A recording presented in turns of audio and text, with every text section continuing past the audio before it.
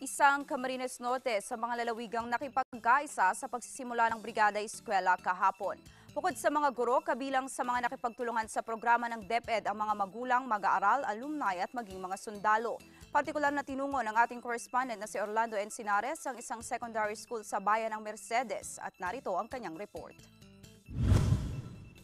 Marahay na hapon sa Indogabos sa taon-taong Brigada Eskwela ng Kagawaran ng Edukasyon dito sa lalawigan ng Camarines Norte, muling nagsagawa ng voluntaryong pagtulong ang iba't ibang pribado at pampublikong ahensya bilang tulong sa pangangailangan ng mga paaralan, partikular ang isang pansekundaryang paaralan dito sa bayan ng Mercedes, ang ating nakunan ng mga larawan at short interview.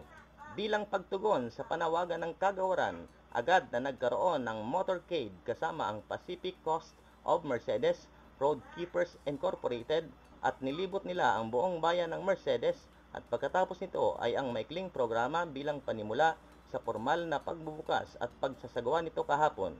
Makatawag pansin sa pagsasagawa ng miyembro ng Army na tumulong sa paghahakot ng mga gamit at pag-aalis ng malalaking bato sa paligid ng paaralan.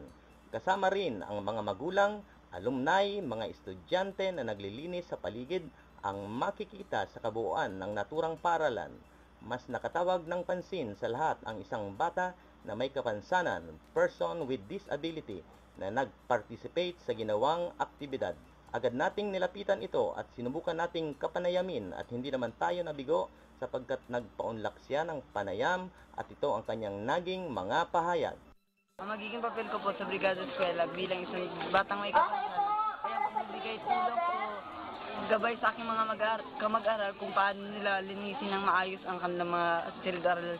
At kung may mga bagay naman akong kayang gawin tulad ng pagpunas ng sara, bintana, upuan at kung ano-ano pa, akin itong gagawin upang ang aking kapansanan na hindi lalong maging hadlang sa mga bagay na kaya kong gawin.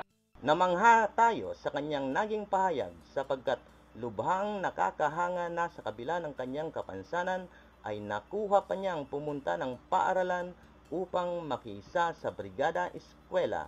Mula digdi sa probinsya ng Camarines Norte, Orlando Encinares, Eagle News.